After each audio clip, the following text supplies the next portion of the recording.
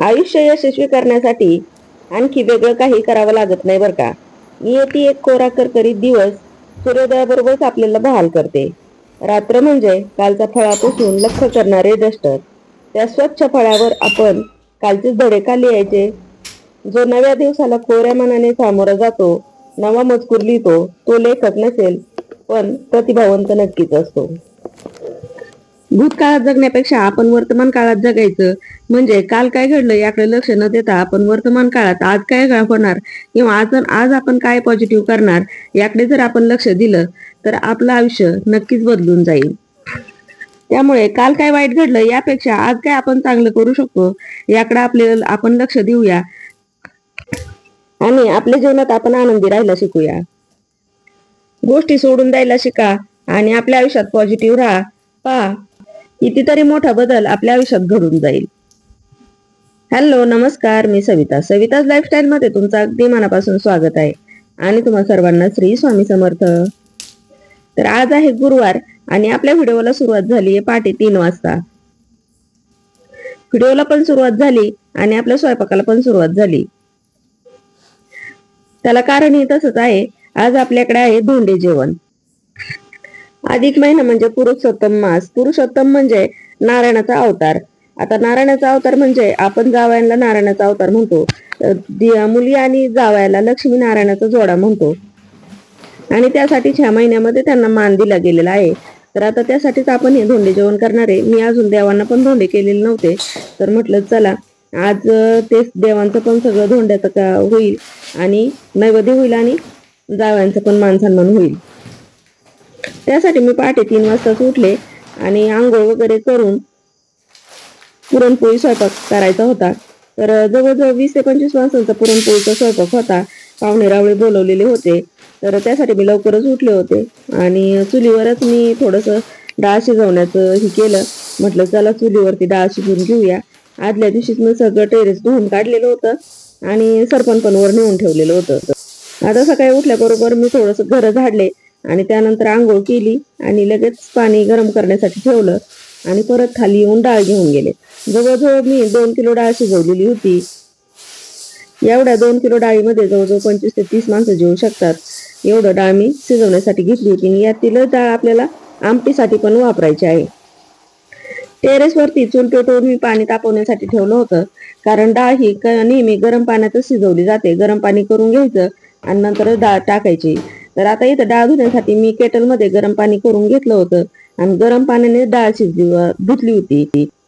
गरम पाण्यात डाळ जर धुतली तर डाळ आपली दांडरत नाही, म्हणजे कसं डाळ कच्ची राहत नाही, निबर होत नाही आणि चांगली शिजते आणि पटकन शिजते. त्यासाठी इथं गरम पाणी केलं. स्वच्छ अशी 2 पाण्याने डाळ धुवून घेतली. कारण कसं वरती 1 हांडा पाणी मी ठेवलेलं होतं, पण तेवढं पुरायचं नाही म्हटलं डाळ धुवायला आणि त्यासाठी केटलमध्ये पाणी गरम केलं खालीच आणि मग डाळ धुवून स्वच्छ वरती नेऊन डाळ शिजण्यासाठी मी टाकून दिली. तर पहाटेचा अंधार भरपूर आहे. लाईट आहे वरती, पण कॅमेरामध्ये थोडंसं काळ येतं इथं आणि बल्ब थोडासा लांब असल्यामुळे थोडंसं काळच येतंय. तर इथं डाळ पाण्याला चांगली उकळी आली होती. उकळीमध्ये मी डाळ शिजवण्यासाठी टाकून दिली आणि चुलीला पण जाळ भरपूर लागला होता बरं का. कारण आता इथं कसं जाळ पटकन डाळ शिजन म्हटलं 2 किलो डाळीला 2 कुकर मला लावावे लागले असते, म्हणून म्हणलं एका च्याच्यात होऊन जाईल. त्यासाठी मी वरती चूल पेटवून आणि हवेशीर पण होत. सध्या घरात स्वयंपाक थोडासा करायचा म्हटलं तरी भरपूर गरम होतंय. त्यासाठी मी ठरवलं थोडंसं हवेशीर पण होईल आणि डाळ पण चुलीवरती शिजून निघाल. आणि गॅसचा पण थोडासा प्रॉब्लेम चालूच आहे, गॅस लवकर भेटत नाही. तर म्हणलं चला आपलं दोन्ही कामं होऊन जातील. तर आता डाळ शिजण्यासाठी टाकून दिली. नंतर गूळ चिरून घेतला.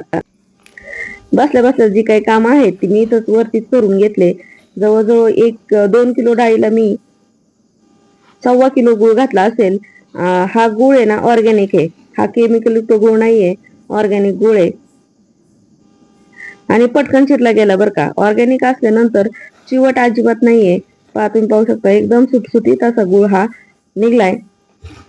गूळ चिरून झाला त्यानंतर मला सोलायचा होता लसूण. हे काम करत होते तोपर्यंत चुलीला पण जाळ घालत होते. कांदे पण मी वरतीच आणले होते. म्हणलं आता चला कांदे पण इथंच कापून घेऊया. म्हणजे कसं कचरा वरचीवर होईल. आणि इथेच मी लसूण पण सोलायला आणलेलं आहे. तर आता लसूण कांदे सगळं काही सोलून घेते. आणि या पहाटच्या हवेत इतकं छान वाटतंय ना, इतकं फ्रेश वाटतंय, म्हणजे असं वाटतच नाही की मी 3लाच उठलीये आणि कामाला लागलीये. एकदम फ्रेश वाटतंय बरं का. खरंच आता असं वाटायला लागलंय की आपण पहाटे उठूनच आपली कामं आवरावीत. पहाटे उठून जर काम केलं ना तर खरंच अंगात एक नवीन एनर्जी तयार होते. म्हणजे इतकं फ्रेश वाटतं ना की कितीही काम केलं तरी असं काही वाटत नाही की दमल्यासारखं. आणि त्यात मी हवेशीर वरती केलं ना तर अजूनच फ्रेश वाटत होतं. ताजी हवा पण मिळत होती आणि काम पण होत होतं. लसूण कांदा कापून झालं त्यानंतर पीठ मळून घेतलं. खाली येऊन तोपर्यंत पहा माझी डाळ पण शिजून झाली होती. जाळ किती लागलाय पहा चुलीला. आज सगळ्यांना स्वयंपाक चुलीवरचा खायला मिळणार आहे बरं का. परंतु मी पोळ्या चुलीवर नाही करणार, कारण इथं ऊन येणार वरती. पोळ्या मी गॅसवरच करणार आहे खाली. आमटी भात मी वरच टाकणार आहे. मस्त अशी डाळ शिजून निघली आहे. डाळ चांगली शिजली आहे तोपर्यंत उजडायला पण लागले. वातावरणात मस्त असं लालिमा पसरली होती आणि छान वाटत होतं.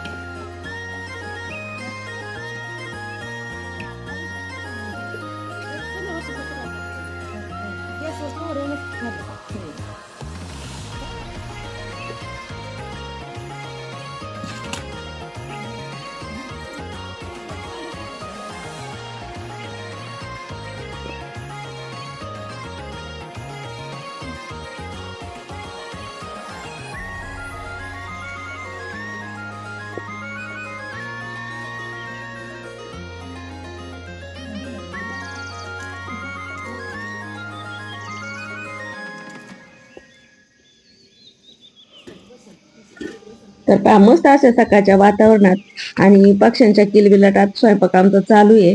पुरणाचं शिजलंय सगळं. पुरणामध्ये गूळ वगैरे सगळं घालून घेतलं आणि पुरण चांगलं गरम करून घेतलंय. तर आता ते खाली उतरून ठेवलं. त्यानंतर मला टाकायचंय भात. पूर्वी झोपली होती ना. भात आमटी वरच करायची आहे. तर आधी भात करून घ्यावं म्हटलं आणि आमटीसाठी कांदा वगैरे चुलीतच भाजून घेतलाय. त्यानंतर खोबरं वगैरे सगळं काही कापून ठेवलंय मी. वाटण पण इथंच भाजावं म्हटलं. अजून काही ऊन जास्त लागत नाहीये. तर इथं थोडस तेल टाकून मी भातासाठी पण पाणी ठेवलंय. आई थोडी लवकरच आली मला मदत करू लागायला वरती. आणि त्यानंतर मग माझी मैत्रीण ती पण आली मदत करू लागायला. तिला पण जरा लवकरच बोलवलेलं होतं, त्यामुळे ती जरा लवकरच आलती. म्हणजे जवळजवळ 6 वाजताच ती मला मदत करायला आलेली होती तिचं कामावरून. तर आम्ही दोघींनी मिळून पुरण बारीक करून घेतलं. पुरण बारीक करीत होतो तोपर्यंतच पाण्याला इकडे उकळी आली. तांदूळ धुवून घेतले स्वच्छ आणि त्यानंतर तांदूळ शिजण्यासाठी टाकून दिले. असा जास्त मोठा स्वयंपाक करायचं म्हटलं ना चुलीवरती जास्त उरकत बरं का. कारण कसं गॅसवर आपल्याला लिमिटेड जाळ लागतो, तसा चुलीवरती भरपूर जाळ लावता येतो आणि स्वयंपाक पण पटपट होतो. भात शिजायला टाकला, पुरण पण बारीक करून घेतलं. आता मला टाकायची होती आमटी. आमटीचं वाटण भाजण्यासाठी मी वरतीच आणलं होतं. आमटीचं वाटण वरती भाजलं. त्यानंतर बारीक करून घेतलं. मिक्सरमध्येच बारीक केलं बरं का. टेरेस वरती स्वयंपाक केला पण पूर्ण पायी गेले होते, कारण सतत खाली यावं लागत होतं, वरती जावं लागत होतं. सगळं तर आपण एकदाच नाही नेऊ शकत आणि जास्त वेळात जिना चढण्यात उतरण्यात आला त्यामुळे पाय पण दुखायला लागले होते. तर जाऊ दे आता म्हटलं चला आमटीच तर टाकायची आता वरती, म्हणजे आमटीला चांगली उकळी येईल. मस्त अशी चुलीवरची आमटी करायला घेतली. थोडंसं तेल टाकलं, तेलामध्ये कढीपत्ता आधी तळून घेतला. त्यानंतर जिरी मोहरी आणि खोबरं आलं आणि लसूण याचं वाटण तयार करून थोडंसं तेलामध्ये परतून घेतलं आणि आपले बेसिक मसाले सगळे घालून घेतले. ही कटाची आमटी खायला इतकी चांगली लागते ना, आणि चुलीवर केल्यामुळे तर तिची चव काही वेगळीच होते. सगळे बेसिक मसाले घालून घेतल्यानंतर थोडंसं पाणी घालून घेतलं आणि मसाले चांगले शिजवून दिले. थोडंसं पाणी घालून मसाले आपण शिजवून दिले ना, तर भाजीला तरी खूप छान येते. कमी तेलामध्ये तरी चांगली येते. आता हे जे पाणी आहे ना, तर हे डाळ शिजवलेलं पाणी आहे, ते आपण काढून घेतलं होतं. हे पाणी घालतो म्हणूनच याला कटाची आमटी म्हणतात आणि खायला पण खूप छान लागते. आज आमचा स्वयंपाकाचा आवाज चालल्यामुळं सगळेच उठून बसले होते आणि पिलू पण उठून बसलं होतं. त्याला पण खाली दम नाही निघला, ते पण वरती आलं. चांगले मसाले शिजले त्यानंतर सगळं काही वाटण घालून घेतलं. वाटण थोडंसं परतून दिलं झाकण ठेवून आणि मग आपलं जे डाळीचं पाणी होतं ते सगळं घेतलं आणि त्यामध्ये थोडंसं गरमच होतं ते सगळं पाणी घालून घेतलं आणि मस्त अशी आमटी उकळण्यासाठी ठेवली.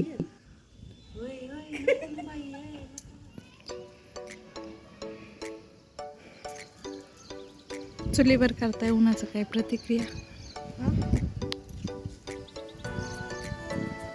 आज मस्त अशी चुलीवरची आमटी खायला मिळणार आहे. जावयांना हे कधी कालवलं? त्याच्यातच कालवलं. त्याच्यातच पाण्यात चालून टाकते. येऊन नाही कालवलं जायचं. याच्यात का?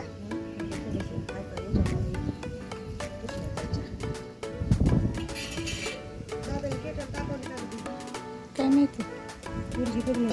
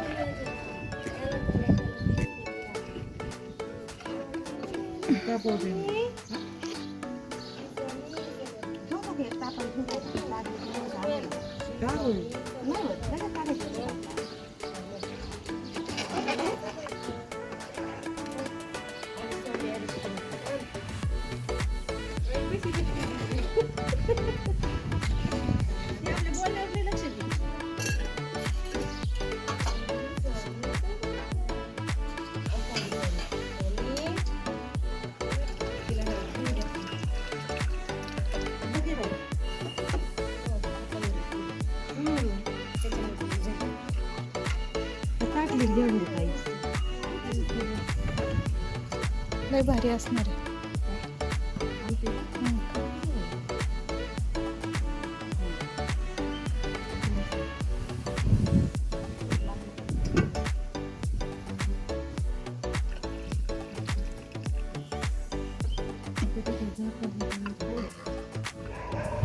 पूजा करू ना, पूजा करते घरी जाते.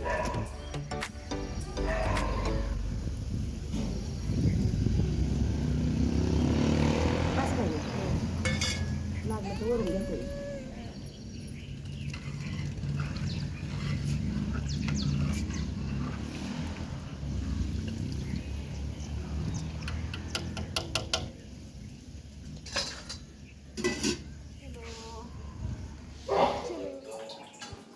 आमटी उकळण्यासाठी ठेवून दिली. त्यानंतर आले, देवपूजा करून घेतली. गुरुवार असल्यामुळे अभिषेक वगैरे सगळं काही होतं. देवपूजा करायला पण जवळजवळ अर्धा तास लागला. पिल्लूला टाकलं होतं हॉलमध्ये खाली, परंतु मी देवपूजा करायला लागले आणि ती सरकत सरकत माझ्याकडे आली. तिला देवपूजा करायला लागली की खूप आनंद होतो. जय जय बाप्पा श्री स्वामी समर्थ. बघ ना दीदी, श्री स्वामी समर्थ. बघा. श्री स्वामी समर्थ. कोण सगळे वाचा. देवपूजा झाली, घरातलं थोडंसं आवरून झालं, झाडझूड झाली. त्यानंतर मग सुनबाई आली होती आणि मैत्रीण पण आली होती स्वयंपाक करू लागायला. दोघींनी मिळून भजे करून घेतले. मस्त आहे.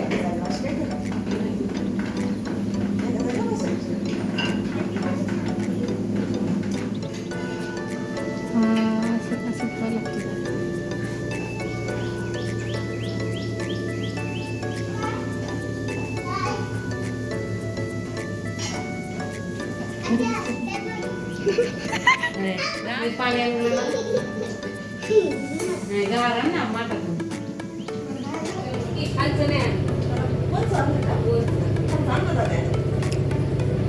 आणि तिचे रोट्याच्या खाली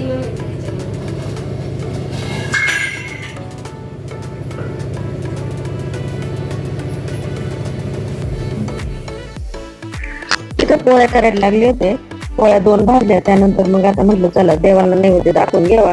एक ताट केलं स्वामींसाठी, पुरणपोळीचं ताट केलं मस्त असं. त्यानंतर अनारसे बनवून ठेवले होते, ते पण घेतले, कारण स्वामींना अनारसे दान पण करायचं होतं. नैवेद्य दाखवून घेतला. त्यानंतर मग आरती करायची होती. आरती आम्ही सगळ्यांनी मिळून करून घेतली.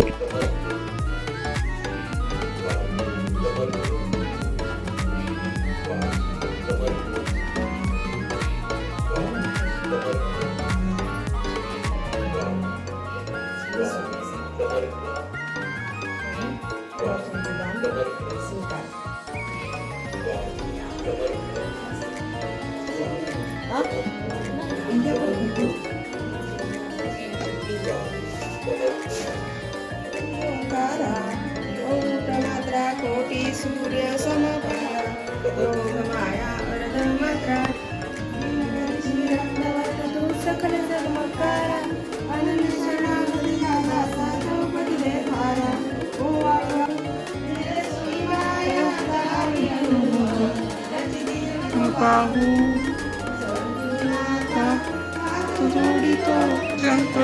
शंकर शंभो पतित पाणी शंकर शंभो. तर चला तर मग आता मी एकच व्हिडिओ टाईम करते, कारण व्हिडिओ भरपूर मोठा झालाय आणि लई मोठा व्हिडिओ पाहायचं म्हणलं की तुम्हाला पण कंटाळा येणार. तर इथंच मी व्हिडिओ टाईम करते. म्हणजे राहिलेलं पुढच्या भागामध्ये पाहूया. पाहुणे पण यायला सुरुवात झाली आहे, तर आता ते पाहूया पुढच्या व्हिडिओमध्ये. तुम्हाला जर माझे व्हिडिओ आवडत असतील तर व्हिडिओला लाईक शेअर सबस्क्राईब नक्की करा. श्री स्वामी समर्थ.